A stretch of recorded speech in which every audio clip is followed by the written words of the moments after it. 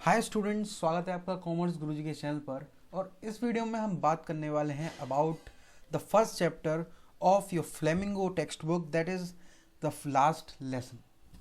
इसमें हम बात करने वाले हैं ओवरऑल चैप्टर की, रीडिंग लगाएंगे उसकी, और हो सका तो पीवाईक्यूज हम डिस्कस भी कर लेंगे। मैं कुछ वीडियो से पीवाईक्यूज नहीं बना रहा हूँ क्योंकि क्या हो रहा है ना, वीडियो वैसे ही बहुत सारी लंबी हो जा रही है, तो मैं सोच रहा हूँ कि पीवाईक्यू की एक पूरी वीडियो बना दूँ लास्ट में, when the whole literature syllabus is finished. ठीक है, तो बी ट्यून्ड फॉर दैट। और इस वीडियो में हम बात करने वाले हैं इन दोनों चीज़ों की, हो सका तो इसकी, पर मेनली इन दोनों चीज़ों की। तो अगर मैं आपको समरी के बारे में बताऊं कि ये कहानी किस चीज़ के बारे में है, बेसिकली क्या है, फ्रांस और जर्मनी, इन दोनों की लड़ाई रही है हमेशा से। अभी के टाइम में नहीं है, पर पिछले टाइम में बहुत लड़ाइयाँ रही हैं इन द प्रीवियस टाइम्स। तो क्या था, ये कहानी है दो डिस्ट्रिक्टों में, भाई फ्रेंच के दो डिस्ट्रिक्टों में क्या हुआ था, जर्मनी ने कब्जा कर लिया था। तो वहाँ के स्कूलों पर क्या इफेक्ट पड़ा था। बेसिकली तब जो नाम था जर्मनी और ऑस्ट्रिया के पार्ट्स और इन सब चीज़ों का, इनका कलेक्टिवली नाम था जो कि था प्रूशिया। पर उससे हमें कंसर्न नहीं होना है क्योंकि स्टोरी उस चीज़ के बारे में है, तो पर एक्सपेक्ट कुछ और है जैसा हम पढ़ेंगे। तो स्टोरी का नाम है लास्ट लेसन, और इस महाभारत को लिखा है अल्फोंसो डॉडेट। नहीं भाई, अच्छा नाम नहीं बोला, कोई अगर फ्रेंच देख रहा हो तो वो बुरा मान जाएगा, तो आपके लिए फ्रेंच नाम भी निकाल देते हैं, ठीक है। Alphonse Daudet. दोबारा बोलूं? Alphonse Daudet. तो भाई इसकी फ्रेंच प्रोनाउंसिएशन कुछ ऐसी, ठीक है। तो स्टोरी पढ़ते हैं बिना किसी देर के। स्टोरी पढ़ने से पहले ये ध्यान रखें, आपको इन चीज़ों को ढूंढना है इन बिटवीन, ओके।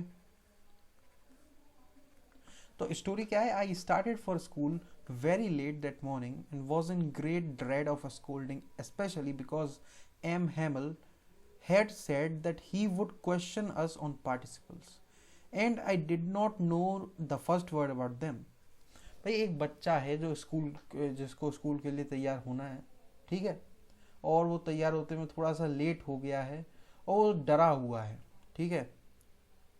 वो डरा हुआ है क्योंकि उसको स्कोल्डिंग हो सकती है, उसको डांट पड़ सकती है, क्योंकि एम हेमल जो टीचर हैं उन्होंने पार्टिसिपल आपको पता है अगर आपने ग्रामर ढंग से पढ़ी है तो, वैसे आप, मुझे नहीं लगता आपने पढ़ी होगी। हाँ, तो एम एम एल जो है उन्होंने पार्टिसिपल पर लेसन याद करने को दिया होगा या कुछ भी करने को दिया होगा, और उसे, जो बच्चा है, उसे कोई भी चीज़ उसके बारे में नहीं मालूम। एक पल के लिए उसे लगा, उस बच्चे को, कि वो running away and spending the day out of doors, उसे लगा कि वो पूरे दिन मतलब बाहर ही खड़ा रहेगा। क्योंकि भाई ऐसा होता है ना, कभी कभार आप आपके स्कूल में भी होता होगा कि आपके स्कूल में आपके टीचर ने आपको बाहर वगैरह खड़ा कर दिया, तो यूँ कह रहा है कि मुझे ऐसा लगता है कि मैं शायद बाहर ही खड़ा रहूँगा। It was so warm, so bright, the birds were chirping at the edge of the woods and in the open field back of the saw mill, ठीक है। The Prussian soldiers were drilling. It was all much more tempting than the rule of participles, but I had the strength to resist and hurried off to school। क्या था भाई, ये जो sentence है, कहाँ गया भाई, कहाँ गया, नहीं, यहाँ ये वाला जो सेंटेंस है यहाँ से यहाँ तक का, इसका ये और मीनिंग भी हो सकता है कि उसे बहुत अच्छा लग रहा था बाहर, वो जाना ही नहीं चाहता था स्कूल। भाई इतने बढ़िया मौसम वगैरह हो रहा था, बच्चों को तो मौसम दिखता है, उन्हें जीवन का असली जो सार है वो तो पता नहीं चला। तो वो बच्चा ही था, ठीक है। चिड़ियाँ चहचा रही हैं और बहुत सारी चीज़ें हो रही हैं, और इन द बैकग्राउंड प्रशियन, मतलब जो जर्मन के सोल्जर्स हैं, वो ड्रिलिंग कर रहे हैं, मतलब ट्रेनिंग कर रहे हैं एक तरीके से। It was all much more tempting than the, भाई ये सब चीज़ें ज़्यादा महत्वपूर्ण है पार्टिसिपल के रूल से। जैसा कि आप कहेंगे कि मैं इंस्टाग्राम तो चला लूँ, ये क्या, कौन सा तुम लास्ट लेसन पढ़ा रहे हो, लास्ट लेसन है भाई, लास्ट लेसन है ये, और लास्ट आ गया है, लास्ट में पढ़ लो, नहीं तो कभी नहीं पढ़ पाओगे। But I had the strength to resist and read off the school. चलो When I passed the town hall, there was a crowd in front of the bulletin board. जब मैं पहुंचा भाई टाउन हॉल जैसे आप समझ लीजिए नगर पालिका टाइप, जहाँ पे सारे लीगल वगैरह, लीगल नहीं थी, नगर पालिका नहीं, क्या कहते हैं यार उसे, तहसील भी नहीं, आप समझ लीजिए नगर पालिका और तहसील दोनों को मिला दीजिए और एक चीज़ बना दीजिए, वो होगी town hall. There was a crowd in front of the bulletin board. तो जो बोर्ड लगा रहता है वहाँ पे क्राउड थी, बहुत सारी भीड़ थी. पिछले 2 साल से सारी बुरी खबरें यहीं से आती थी. कोई अगर हम लड़ाई हार गए हों, कोई ड्राफ्ट है, किसी ऑफिसर ने कोई ऑर्डर दिया है, और मैं सोचता था अपने आप से, मतलब मैं खुद में सोचता था कि अब क्या हो गया. मैं सोच रहा था अब क्या हो गया. एक बच्चा है जो मॉर्निंग में निकला है, उसे टीचर की जो बात है वो तो मानी नहीं, तो उसे पार्टिसिपल का पढ़ा याद नहीं है, तो वो क्या कर रहा है, स्कूल जा रहा है, टाउन हॉल में पहुंचा. स्कूल जाने से पहले टाउन हॉल में उसने देखा कि चीज़ें थोड़ी गड़बड़ है, अब कौन सा नोटिस आ गया, वैसे ही इतनी लड़ाइयाँ वगैरह हार रहे हैं. ठीक है. Then as I hurried by as fast as I could go, the blacksmith watcher who was there with his apprentice reading the bulletin called after me, "Don't go so fast, bub. You'll get to your school in plenty of time." तो ये school की तरफ भागते हुए जा रहा था, और ब्लैक स्मिथ आपको पता है लोहार, वॉचर जो घड़ी ठीक करते हैं, अपने चेले के साथ, अप्रेंटाइज होता है जैसे मान लेना, जैसे आपकी दुकान पे गए, जैसे मान लो जूते की दुकान पे गए, तो वो कहता है छोटू वो वाला जूता निकाल के फेंक, या कुछ भी ऐसा कुछ कहता है, तो वो होते हैं अप्रेंटाइज, जो मतलब उनके उनके चेले चपाटे. रीडिंग द बुलेटिन, और खबर पढ़ रहा था. कॉल्ड आफ्टर मी, उसने बच्चे से बोला जो जो मान लोग बैठे हुए थे कि इतनी तेज मत जाओ बेटा, तुम स्कूल आराम से पहुंच जाओगे. मैंने सोचा कि वो सब मेरा मजाक उड़ा रहे हैं, और मैं फटाफट एक ही सांस में एम हेमल के गार्डन में पहुंचा. यूजुअली ज़्यादातर ऐसा होता था कि स्कूल शुरू हो जाता था और बहुत हसल बसल रहती थी, मतलब बहुत चहल पहल रहती थी, which could be heard out in the street, जो कि सड़क से ही सुनाई दे जाती थी. क्या किस चीज़ की हसल वगैरह रहती थी, किस चीज़ की चहल पहल रहती थी? The opening and closing of desk, lessons repeated in unison, very loud, with our hands over our ears to understand better, and the teacher's great ruler rapping on the table.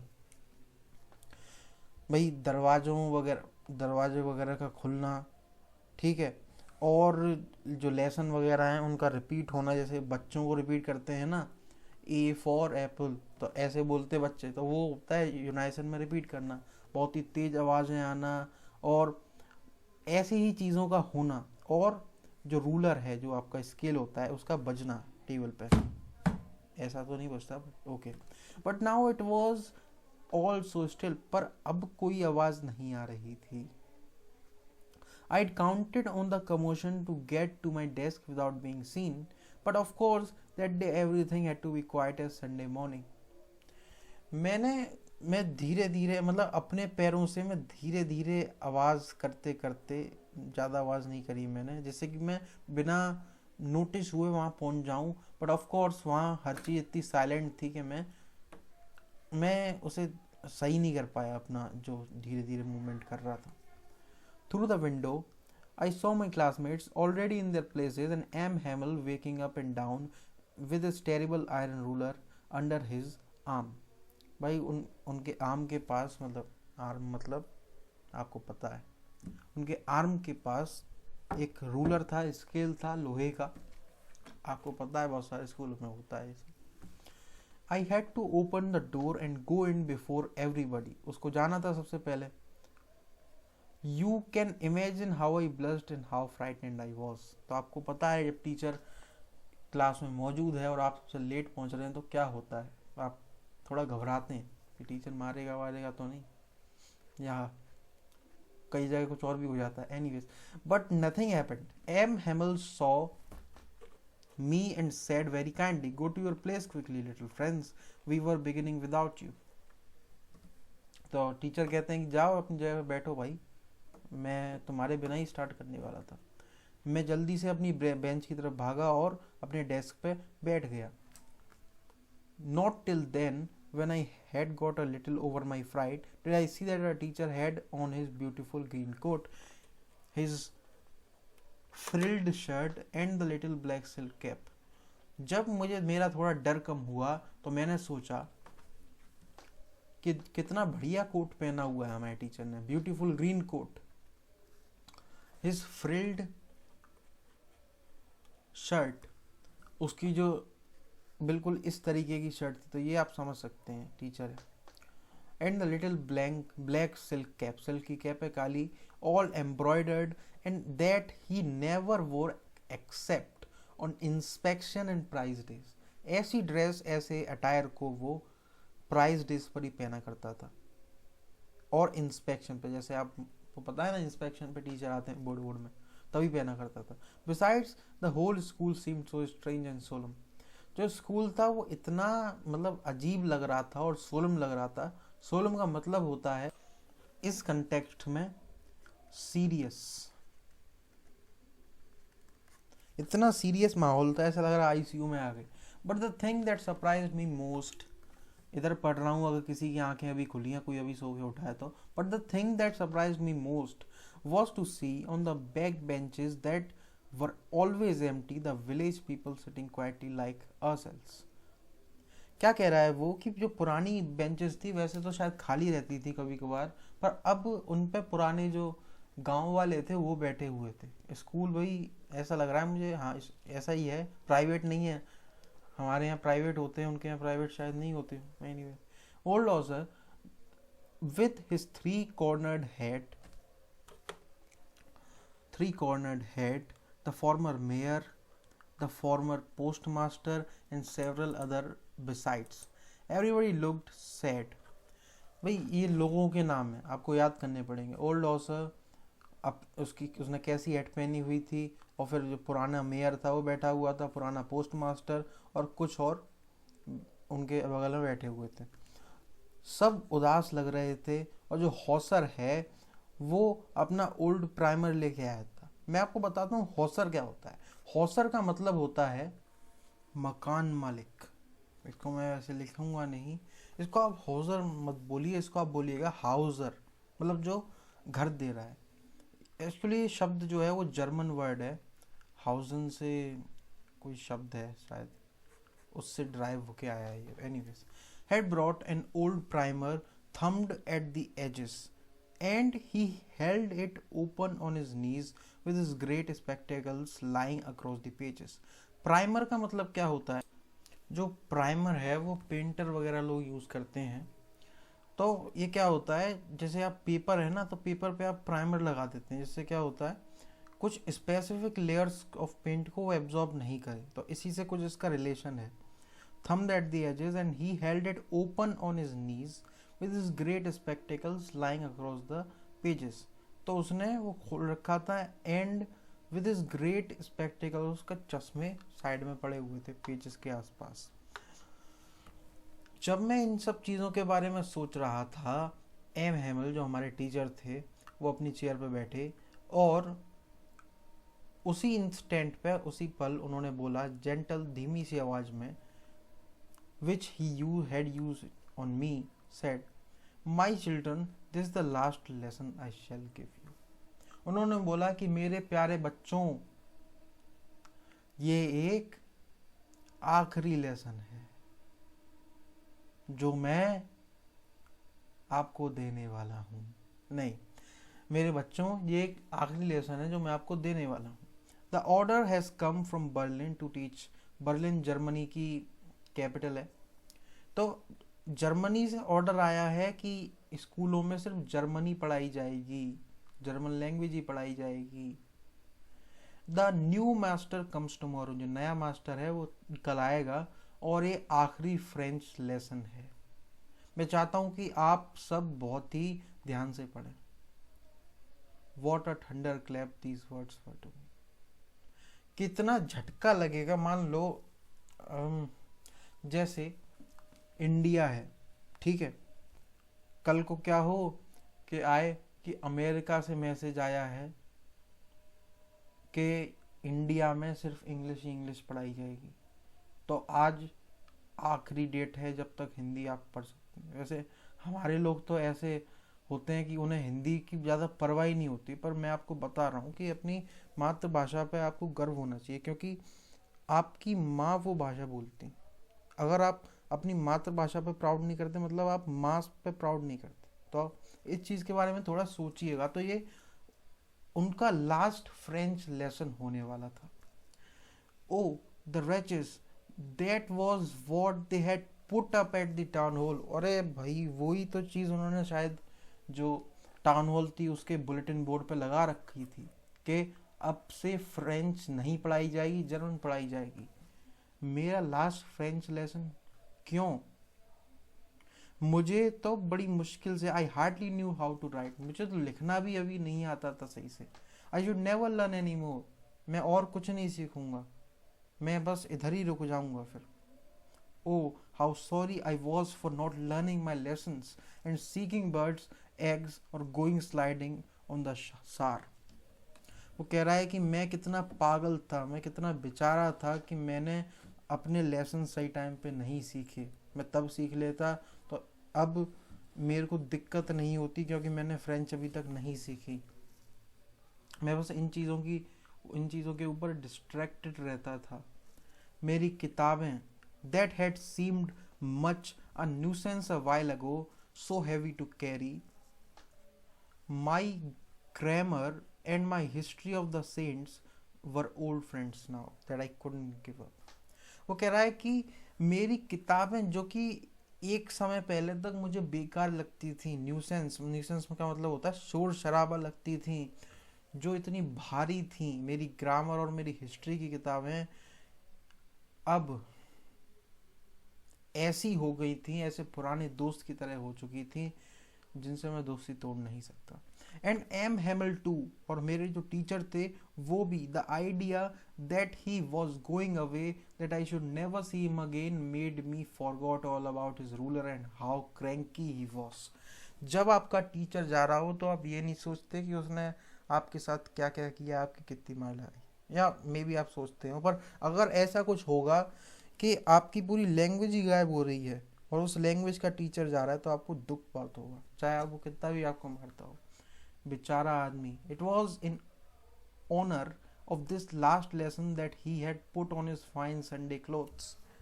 ये शायद वो इसीलिए कर रहे थे, जो एम हेमिल थे, जो टीचर थे, वो शायद इसीलिए अच्छे कपड़े, जो संडे को कपड़े पहनते वही पहन के आए थे।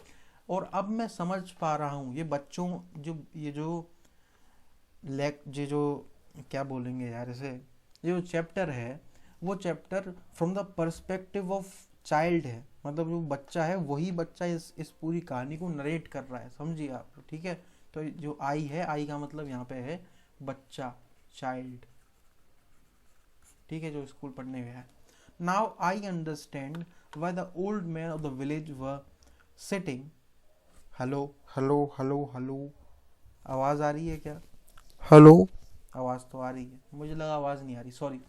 Y the old man of the village was sitting there in the back of the room, it was because they was sorry to, they had not gone to school more, it was their way of thanking our master for his 40 years of faithful service and of showing their respect for the country that was theirs no more। अब आप पूछेंगे कि जो गांव के आदमी हैं वो पीछे क्यों बैठे हैं? ये इसलिए था क्योंकि वो भी बहुत ही दुखी थे, वो भी बहुत अपने आप से नाराज थे एक तरीके से, क्योंकि वो भी तो स्कूल नहीं गए थे। तो ये उनका एक तरीका था टीचर को थैंक यू बोलने का, अपने 40 साल की सेवा के लिए। 40 साल से पढ़ा रहे होंगे टीचर, ठीक है, और रिस्पेक्ट दिखाने का उस देश के लिए जो अब उनका और रहा ही नहीं। While I was thinking of all this, I heard my name called। जब मैं ये सब चीज़ें सोच रहा था तो मेरा नाम बोला। अब मेरा रीडिंग करने का, दोबारा पढ़ने का टर्न था। What would I not have given to be able to say the dreadful rule for the participle all through, very loud and clear and without one mistake। मैंने क्या नहीं करा होता उस रूल को याद करने के लिए, अगर मेरे को पता होता। ये भी कह रहा है कि मैं अब सारी दम लगा दूंगा इसको बोलने में। मतलब आप समझ रहे हैं ना, एक तरीके से पास्ट की कहानी को नरेट किया जा रहा है, तो वो बता रहा है कि अब मैंने क्या नहीं किया होता इस चीज़ के लिए, क्योंकि अब सबसे ज़्यादा इम्पोर्टेंट है लास्ट डे है भाई। आज भी अगर फ्रेंच के मुझे रूल याद नहीं है तो धिक्कार है मुझ पर। But I got mixed up on the first words and stood there. पर मैं पहले कुछ शब्द मैंने बोले और वहीं पे मैं मिक्स हो गया। Holding on to my desk, my heart beating and too daring to look up. और मैं अपनी डेस्क की तरफ, जैसे होता है ना अगर आप बच्चे और आपको चीज़ नहीं आ रही, या तो आप ऊपर देखते हैं या आप नीचे देखते हैं, तो उसको नीचे देखना शुरू कर दिया। उसका दिल तेज धड़कने लगा। उसने सुना कि उसके टीचर एम हेबल ने बोला, मैं तुम्हें डांटूंगा नहीं बच्चे, लिल फ्रेंड्स, उस फ्रेंड्स नाम था उसका, you must feel bad enough, तुम्हें बुरा लगना चाहिए। देखो कैसी चीज़ है, हर दिन हम अपने आप से कहते हैं वाह हमारे पास कितना टाइम है, मैं कल याद कर लूँगा, मैं कल याद कर लूँगी। हम ये बोलते हैं, मैं आपसे भी ये बोल रहा हूँ कि हम ये सोचते हैं कि हम सब कुछ कर लेंगे, और अब देखो कि तुम कहाँ आ चुके हो। यही that's the great trouble with else's, she puts of learning till tomorrow. ये डिस्ट्रिक्ट का नाम है एल्सेस। तो वो कह रहा है कि ये जैसे मैं बोलूँ, जैसे कौन सा शहर बोलूँ, जैसे आप दिल्ली में रहते हो तो मैं बोलूँ कि दिल्ली में, यही तो दिल्ली की दिक्कत है कि दिल्ली में कल से लैंग्वेज बंद होने वाली है, तो तुम सिर्फ कल तक ही लैंग्वेज सीख सकते हो दिल्ली में। Now those fellows out there will have the right to say to you, how is it you pretend to be Frenchman and yet you can neither speak nor write your own language। इसका मतलब है कि अब जो बाहर लोग हैं उनके पास पूरा हक होगा ये कहने का कि तुम फ्रेंच कैसे अपने आप को कह सकते हो, जबकि तुम फ्रेंच ना ही स्पीक कर सकते हो और ना ही लिख सकते हो। तुम अपनी लैंग्वेज ना बोल सकते ना लिख सकते, तो तुम काहे के फ्रेंच हो। पर तुम, अब वो बच्चे से कहता है ना, एम हेमल बच्चे से कह रहा है, पर तुम वर्स्ट नहीं हो, तुम सबसे बेकार नहीं हो, हम सब में बहुत सारी कमियां होती हैं। अब भाई जो टीचर है मिस्टर हेमल, वो बता रहे हैं कि ये गलती तुम्हारे माँ बाप की है, कि your parents were not anxious enough. तुम्हारे पेरेंट्स इतने चिंतित ही नहीं थे कि तुम्हें कुछ सिखा सकें। उन्होंने प्रेफर करा कि तुम्हें वो फार्म पर ही, खेत पर काम कराएं या मिल्स पर काम कराएं, जिससे कि थोड़े और पैसे आ जाएं। और मेरी भी गलती है इस चीज़ में। Have I not often sent you to water my plants. भाई क्या था, संडे वगैरह को, या मुझे नहीं पता, छुट्टियों के वक्त जब जो एम हेमिल है वो फ्री होते थे, तब अब वो अपने बच्चों को बुलाते थे चीज़ें करवाने के लिए, जैसे पौधों में पानी देना और ऐसी चीज़ें करवाने के लिए। तो इस चीज़ के लिए अपने आप को ब्लेम कर रहे हैं कि मेरी भी गलती है, मैं भी तुमसे पौधों में पानी लगवाता था instead of learning your lessons, learning lessons के बजाय। And when I wanted to go fishing did I not just give you a holiday. और जब मैं मछली पकड़ने गया था, फिशिंग करने गया था, तो मैंने तुम्हें छुट्टी दे दी थी, तो ये मेरी गलती है। Then from one thing to another, ML went on to talk of the French language, saying that it was the most beautiful, कहाँ गया भाई, लैंग्वेज इन द वर्ल्ड। रुक जाना पर MML कह रहे हैं, MML बात कर रहे हैं बच्चे से, और बच्चे से उन्होंने कहा है कि जो फ्रेंच लैंग्वेज है वो दुनिया की सबसे बेहतरीन लैंग्वेज है। अपनी लैंग्वेज को हमेशा हर कोई बेहतरीन मानता है, उसमें कोई दिक्कत नहीं है, और ऐसा होना चाहिए, क्योंकि मातृभाषा, वैसे आप क्यों समझते हैं कि हिंदी मेरी मातृभाषा है, पर जो अपना एरिया है, जैसे अगर आप जहाँ भी रहते हैं उसके हिसाब से आपकी मातृभाषा अलग होती है। जैसे मैं अगर बात करूँ यूपी की, तो यूपी में जो गांव है उनकी ब्रज भाषा है, तो वो उनकी मातृभाषा है, उनके लिए उन्हें शर्मिंदा नहीं होना चाहिए। अगर आप कहीं तमिल वगैरह कहीं उधर चले गए साउथ साइड में और आप इंग्लिश बोलते हैं, तो आप इंग्लिश से शर्मिंदा नहीं होना चाहिए। आपको कभी भी अपनी मातृभाषा से, मदर टंग से शर्मिंदा नहीं होना चाहिए। ओके, और ये चीज़ जो थी वो सबसे ज़्यादा लॉजिकल थी, क्योंकि हमें अपनी लैंग्वेज को प्रोटेक्ट करना चाहिए, कभी भूलना नहीं चाहिए, क्योंकि जब लोग गुलाम बनते हैं तो जब तक वो अपनी लैंग्वेज को, अपने ज्ञान को भूलते नहीं हैं, तब तक वो गुलाम नहीं बनते। मान लो भाई, जैसे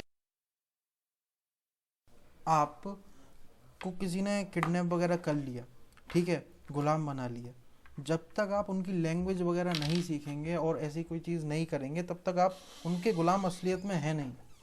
क्योंकि लैंग्वेज क्या होता है, लैंग्वेज आपका कल्चर है। अगर आप अपना कल्चर नहीं भूल रहे तो आप दूसरे कल्चर में इंटीग्रेट नहीं हो रहे।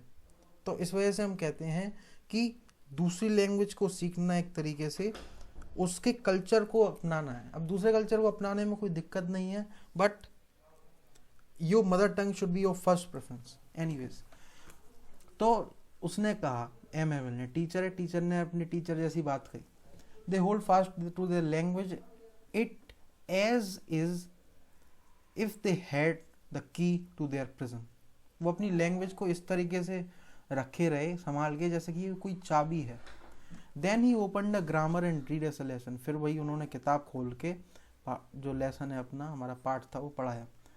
मैं अमेजिंग हो गया था, मैं सरप्राइज्ड हो गया था देख कर कि कितनी आसानी से, कितने बढ़िया तरीके से मुझे समझ में आया। All he said seemed so easy. जो उन्होंने बताया वो इतनी चीज़ें आसान लग रही थी। I think too that I had never listened so carefully. मैंने अब ये भी सोचा कि मैंने कभी भी इतने गौर से उनकी बातें नहीं सुनी होंगी। And that he had never explained everything with so much patience. Patience is a virtue, you have to remember that. ये चीज़ें आपको अभी अगर नहीं पता चलेगी, आगे पता चलेगी कि पेशेंस इज़ अ वर्च्यू। आपकी जो मोबाइल चलाने की एबिलिटी है उससे क्या हो रहा है, एक आपको डिसेबिलिटी हो रही है। टिकटॉक वगैरह, आप टिकटॉक तो नहीं चलाते, रील चलाते हैं। आए भाई रील, तो जो रील वगैरह चला रहे हैं उनसे मैं कह रहा हूँ जल्दी ख़त्म हो जाएंगे आप। वैसे लिटरली ख़त्म होने की बात नहीं कर रहा, पढ़ाई में ख़त्म हो जाएंगे। क्यों? क्योंकि आपका अटेंशन स्पेन इससे कम होता है। आप कुछ चीज़ों पर फोकस होने में दिक्कत हो जाएगी अगर आप बहुत ज़्यादा ऐसी चीज़ें करेंगे, तो बिवेयर ऑफ दैट। तो उन्होंने बहुत पेशेंस के साथ चीज़ों को पढ़ाया। ऐसा लग रहा था कि if the poor man wanted to give us all he know before going away. जैसा कि जो टीचर है वो चाहता है कि हम सब कुछ सीख जाएं उसके जाने से पहले। And to put it all into our heads at one stroke. और एक ही बार में वो हमको सारी चीज़ें बता दे, ऐसा लग रहा था। इतना इच्छुक था टीचर। ग्रामर के बाद लिखने में, राइटिंग में हमारा एक सेशन हुआ, letter and that sort of thing. उस दिन एम हेमिल के पास हमारे लिए नई copies written in a beautiful round head France. तो क्या था उस पर? फ्रांस लिखा हुआ था, एल्सेस फ्रांस एल्सेस। जैसे होता है ना, आप क्या करते हैं, जैसे आपने करा होगा कर्सिव राइटिंग में, तो क्या होता है कि या तो कोई कोई वो लिखा है पूरा एक सेंटेंस, या फिर 4 शब्द लिखे हैं, उसको रिपीट करते रहो। तो ऐसा ही लिखा था 4 शब्द, उसमें उसको रिपीट करना था। They looked like little flags floating everywhere in the school room, hung from the red rod at the top of our desk. ऐसा लग रहा था कि वो फ्लैग्स की तरह हैं जो कि स्कूल रूम में हर जगह टंगे हुए हैं। You ought to have seen how everyone set to work and how quiet it was. आपको देखना चाहिए था। मतलब ये इस तरीके से हम इस कहानी बताते नहीं है कि वो चीज़ देखने लायक थी कि कितना क्वाइट था उधर। The only sound was the scratching of the pens over the paper. मैं कुछ और समझा। सिर्फ जो आवाज़ आ रही थी वो पेन और पेपर की आ रही थी। और कुछ on one some beetles flew in but nobody paid attention to them. और कुछ कीड़े वगैरह भी आए अंदर, पर उन पर किसी ने ध्यान नहीं दिया। Not even the littlest ones, किसी ने ध्यान नहीं दिया उन चीज़ों पे। Who worked right on tracing their fishhooks as if that was French too. अब बीटल क्या कर रहे थे? ये कर रहे थे। On the roof the pigeons cooed very low. छत पर जो पिजन्स थी वो उनने अपनी आवाज़ बहुत धीमे कर दी थी। और मैंने सोचा कि जो जर्मन लोग आ रहे हैं, क्या ये इन पिजन से, क्या ये इन कबूतरों को भी जर्मन सिखाएंगे? वैसे हंसने की बात नहीं है, आप सोचिएगा, it is quite distressful. Okay, so whenever I looked up from my writing, I saw M. Hamill sitting motionless in his chair and gazing first at one thing. जब भी मैंने देखा, जब मैं लिख रहा था इन चीज़ों को, तो जब भी मैं देखा कि एम हैमिल क्या कर रहे हैं, तो एम हैमिल बैठे हुए थे बिना किसी मोशन के अपनी चेयर पर और एक चीज़ की तरफ देख रहे थे और फिर दूसरी चीज़ की तरफ देख रहे थे, जैसे कि वो अपना दिमाग को फिक्स करना चाह रहे थे. कितनी सारी चीज़ें हैं इस छोटे से स्कूल रूम में. Fancy for 40 years he had been there in the same palace. कितने आश्चर्य की बात है कि वो 40 साल से उसी जगह थे, बट अभी भी वो इन चीज़ों को देख रहे थे. With his garden outside the window and his class in front of him. उनका गार्डन जो था वो बाहर था और उनके सामने उनकी क्लास थी. जस्ट लाइक दैट, बस उसी तरह. Only the desk and benches had been worn smooth, walnut trees in the garden were taller. भाई कोई फ़र्क क्या था 40 साल पहले और तब? थोड़ा जो बेंचेस वगैरह हैं और जो डेस्क हैं वो थोड़ी सी पुरानी हो चुकी हैं, और जो वॉलनट के अखरोट के जो पेड़ हैं वो ज़्यादा थोड़े बड़े हो चुके हैं, और यही तो चेंजेस हुए हैं. How it must have broken his heart to leave it all, poor man. उसका दिल कैसे करेगा जब वो ये सब छोड़ के जाएगा बेचारा आदमी. To hear his sister moving about in the room above packing their trunks for they must leave the country next day.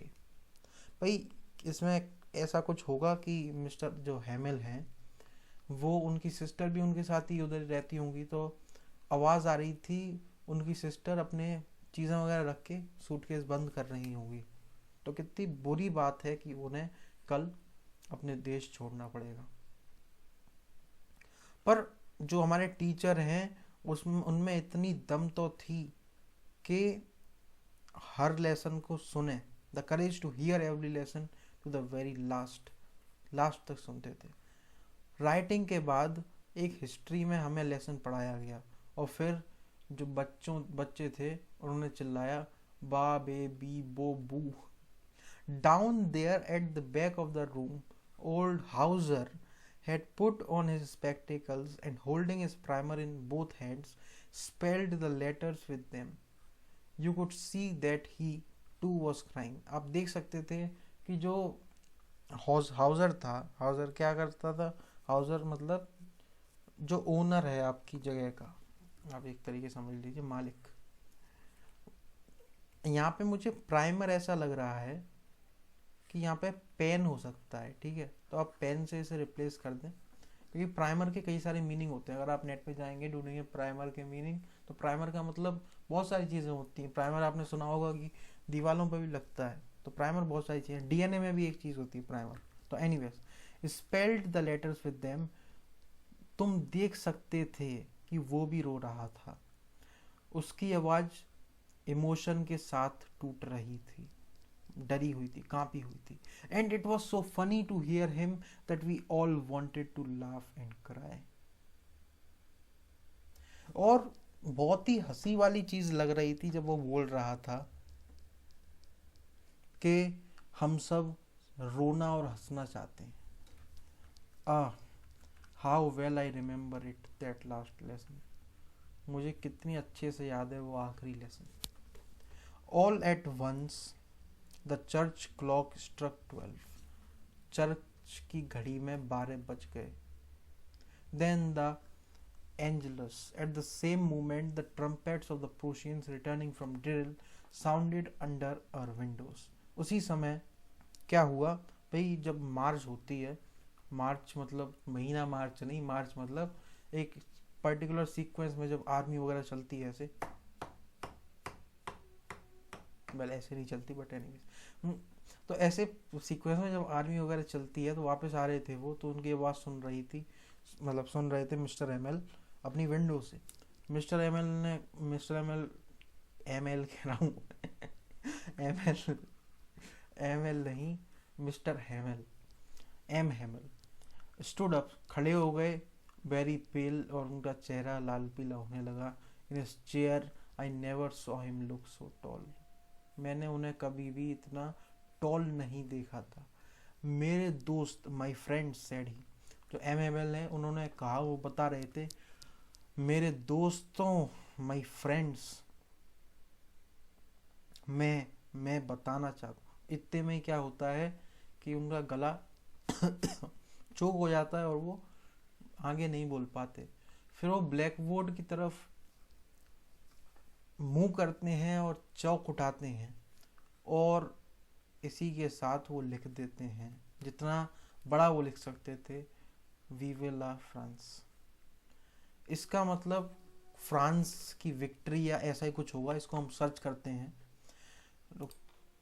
तो जैसे आप, क्या होता है, जैसे आप भारत माता की जय कहते हैं इंडिया के लिए, पेट्रियोटिज्म अपना शो करने के लिए, वैसे ही फ्रांस में लोग कहते हैं वीवा ला फ्रांस। उसकी प्रोनाउंसिएशन हम देख सकते हैं, रुक जाइएगा उसके लिए, तो आपको मैं दिखाता हूँ। ये जो वीवा ला फ्रांस है, इसको बोलते हैं Vive la France. और इसकी जो प्रोनाउंसिएशन मैंने आपको दिखा दी, इसका मतलब होता है long live France. Long live France मतलब जैसे हम कहते हैं ना भारत माता की जय, वैसे ही है, लॉन्ग लिव फ्रांस। तो ये थी हमारी स्टोरी। अभी थोड़ा पार्ट रह गया है तो उसे भी मैं बता देता हूँ, उसके बाद हम करेंगे। ये थी हमारी story. Then he stopped and leaned his head against the wall and without a word he made a gesture to us with his hand. और फिर वो रुक गया, टीचर था, झुका, अपने हेड को उसने दीवार की ओर झुकाया और बिना किसी वर्ड के अपने हाथ के साथ उसने एक जेस्चर किया, एक इशारा किया। स्कूल डिसमिस्ड, आप जा सकते हैं। बस उसने ये इशारा किया और इसके साथ कहानी समाप्त हो गई।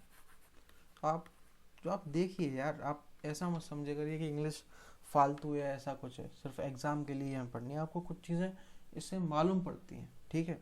आपको आपके इमोशंस चैलेंज्ड होते हैं। जैसे मैंने पढ़ाई थी आपको द एनिमी, जिसमें आपको पता चला था कि दुश्मन की मदद करें या ना करें, या आपके शक्ल पे अगर एसिड गिर गया है तो आप क्या सोचेंगे अपने बारे में। हम ऐसे कॉम्प्लेक्स इश्यूज़ को कभी कभार एनालाइज करते हैं लिटरेचर, ठीक है।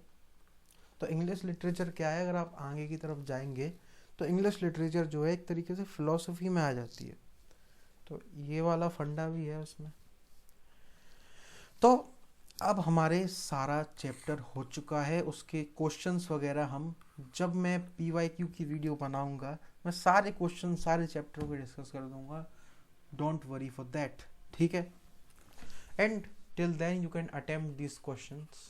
और अगर आप चाहें तो कमेंट में इनके आंसर लिखिए, अच्छा लगेगा अगर आप इतने डेडिकेटेड हैं तो। ओके, ये फ्रांस का मैप दे रखा है ब्लड सा, इससे बढ़िया मैप आपको नेट पे मिल जाएगा, तो वो बात तो है नहीं।